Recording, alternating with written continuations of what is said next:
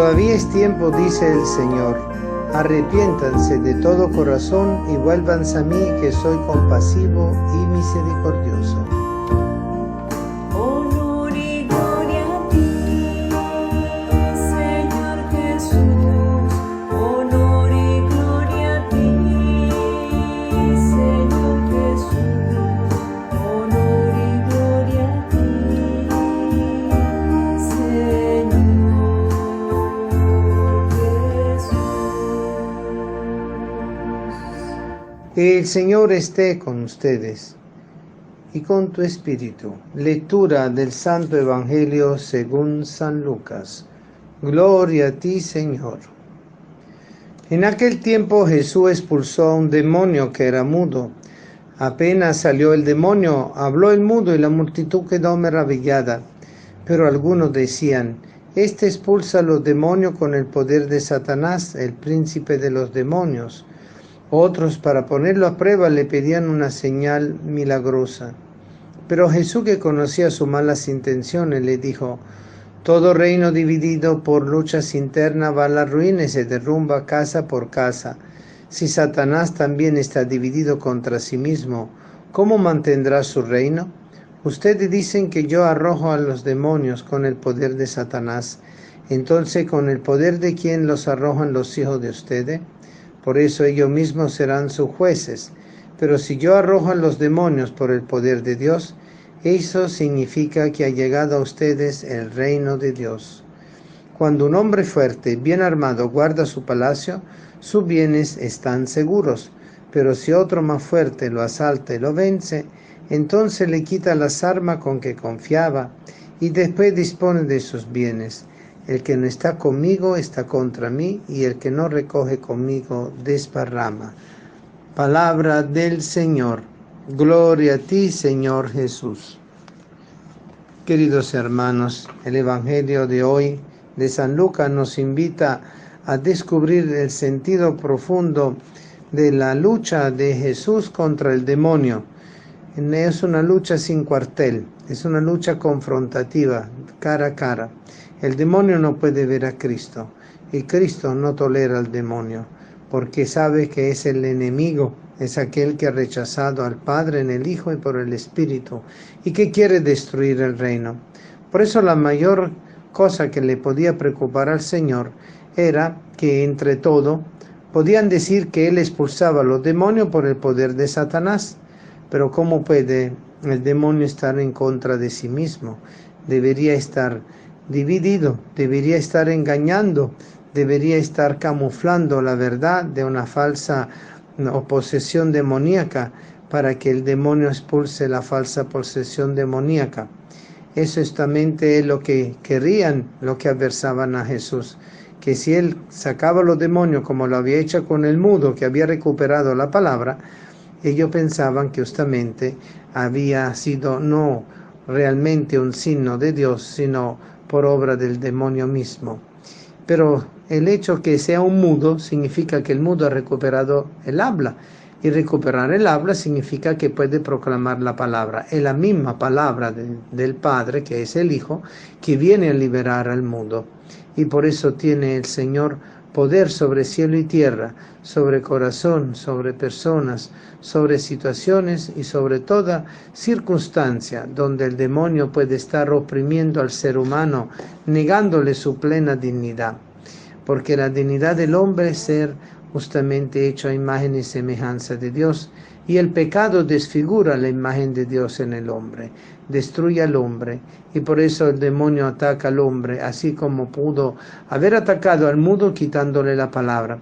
Si lo queremos entender en un sentido figurativo, el mudo que recupera el habla es justamente el hombre que recupera la palabra de Dios y vuelve la palabra de Dios a su corazón.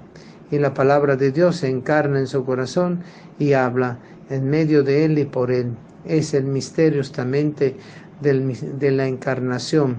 La palabra se encarna para devolver al hombre lo que ha sido su capacidad de comunicación con Dios, consigo mismo y con los demás.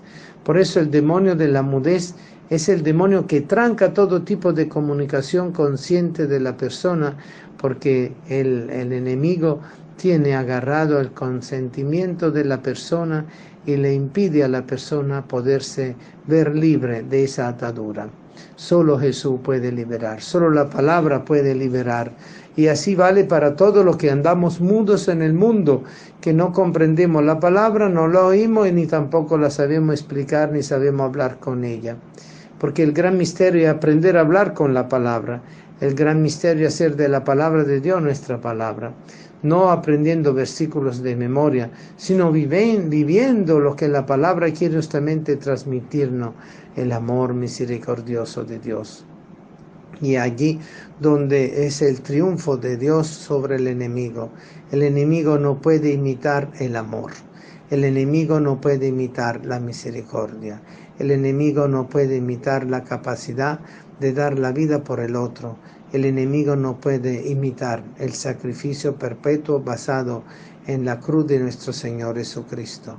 Podrá imitar toda la ritualística y hacerla satánica, pero en el fondo no puede ni siquiera mover un dedo con respecto a lo que es la realidad y la fuerza misma del misterio de la cruz de nuestro Señor Jesucristo y de su sacrificio, que nos permite a nosotros participar de su mismo espíritu y nos permite a nosotros recibir su mismo espíritu, que nos permite a nosotros salir de la mudez de nuestro corazón para entrar en el camino de una palabra elocuente, de una palabra que mueve los corazones, de una palabra que renueva la mente y una palabra que toca la vida del otro.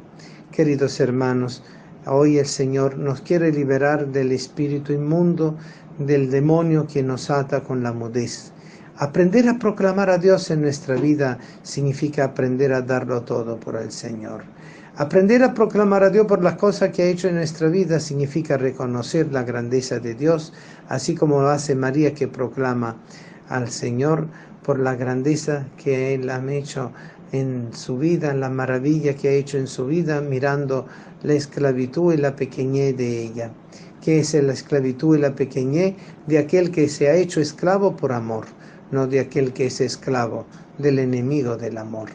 Por eso, queridos hermanos, hoy el Señor nos invita a comprender este otro aspecto tan importante de la misión de Cristo, desenmascarar al mal y así permitir que Dios pueda triunfar.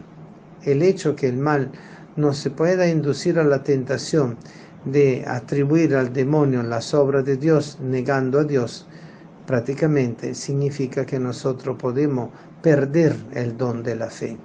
Y obviamente en un tiempo de confusión donde lo bueno es malo y lo malo es bueno, es muy difícil a veces reconocer el discernimiento de lo que es la verdad del amor.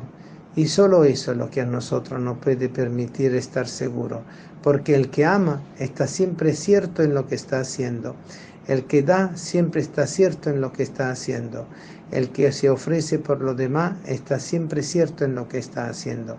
Y por eso el desgaste en el amor, en la caridad, permite que nuestra esperanza se ensanche y que nuestro camino de fe vaya recorriendo todos los recahuecos del corazón y de la mente y pueda siempre alcanzar la luz de la vida eterna. Queridos hermanos, el Señor ha venido a realizar el reino de Dios entre nosotros y por eso estamos llamados a tener las armas de la fe, de la esperanza y de la caridad, el yelmo de la salvación, el escudo de la fe, el cinturón de la justicia, el celo en las sandalias que van corriendo, llevando el Evangelio por todas las partes. Esa armadura de la cual habla San Pablo y que nos invita a nosotros tener para poder así enfrentarnos en esa lucha contra los infiernos que quieren reducir al hombre a la negación de Dios, a la negación del amor y a la negación del sacrificio perpetuo. Queridos hermanos, que sea esto un tiempo de conversión.